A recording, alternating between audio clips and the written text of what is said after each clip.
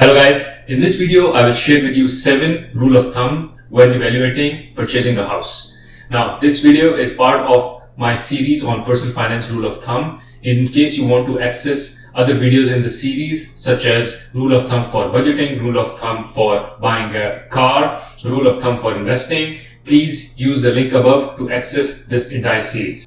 My name is Behrouz. I am a finance executive by profession and a personal development coach by passion. Now, if you like the video, don't shy away from pressing the like button. Also, please do subscribe to the channel by pressing the subscribe button and the bell icon along with it. In this way, you will get notified as soon as I put a new content on this channel. Now, let's get going with these rules of wisdom. Rule number 1 is not to buy a house which is more than 3 times of your annual gross salary. The idea here is to limit your budget allocated for purchasing the house in order to keep you in an affordable range. Now, this rule doesn't take into account things like taxes, interest rates, or insurances in your state or in your country. So, for instance, if in your country or state, the taxes are high or interest rates are high, you may think of going for a lower number instead of 3, which used to go to 2.5 times of your annual gross salary. Now, secondly, this rule doesn't take into account how much reserve money you have already saved for purchasing a house. So despite your future annual gross income, maybe you have a lot of reserves saved for purchasing a house, which you may want to put in as an equity. Now, rule number 2 is not to spend more than 30% of your net income on house rental or mortgage payments. This rule originally comes from US government, which in 1930s established a measurement for affordability on housing.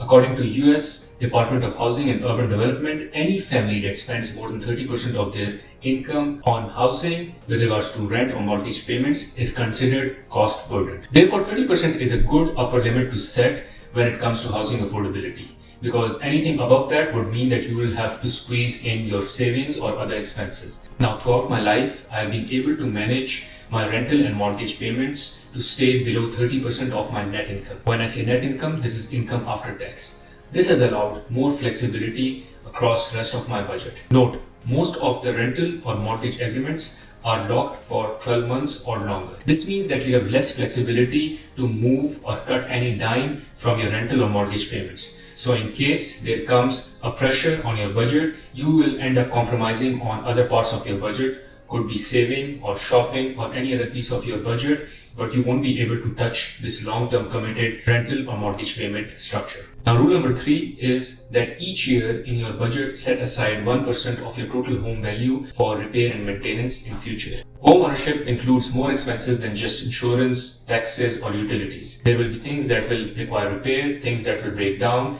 things that will depreciate and will need maintenance. And hence you will need to constantly upgrade your house, and this will require and incur some expenses at your end. So this 1% rule will cover you against those expenses. Now note, this is just a rule of thumb and may not apply in every situation.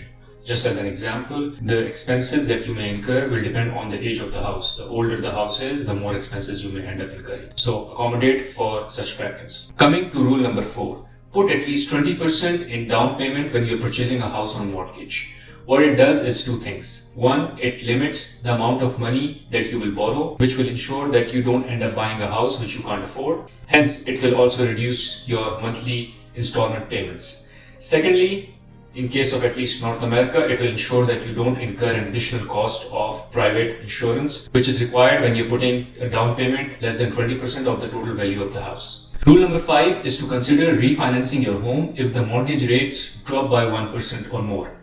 Here, the rule is actually the word consider, because refinancing will depend on case-by-case basis. It depends on how long you plan to own the house. What is your current mortgage rate?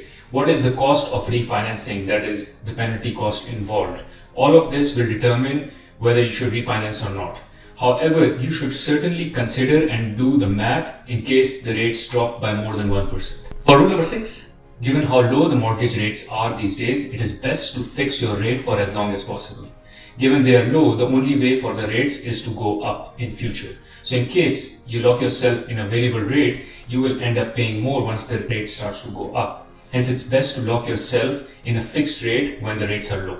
Now for rule number 7, Never prepay a low interest rate mortgage. Now, it may be tough to decide whether to go ahead and prepay your mortgage. However, if you are getting a low interest rate, that is, you are paying a low interest rate on your mortgage, you will find better use of the cash that you want to set aside for prepaying in, let's say, investing. Because, for instance, if your interest rate is around 2% on mortgage, you may find that by investing the same amount of money in the stock markets, you can earn somewhere around 7 to 10% on that investment. So why would you go ahead and save 2% on that particular investment that you are going to prepay? Rather, you can use the same investment, put it in stock markets and earn a higher return. So using numbers, let's say you have a 2% interest on your mortgage and you want to prepay $10,000. So 2% on $10,000 is $200. So by prepaying $10,000, you will save $200. However, you can use the same $10,000 and let's say invest in stock market, which is paying a return of, let's assume, 10%. This means that you will earn $1,000 on that investment. So instead of saving $200, I would rather incur that $200 expense and earn myself $1,000. In this way, I will be better off by $800 in net. Now, before we go ahead and end the video, I have one last bonus rule for you. That is, your main home is not your investment. This is for two reasons. One, it doesn't generate cash flows unless you rent it out and get rental income, which would be the cash flows. Second is, whenever the value of your property goes up, it doesn't go up in isolation.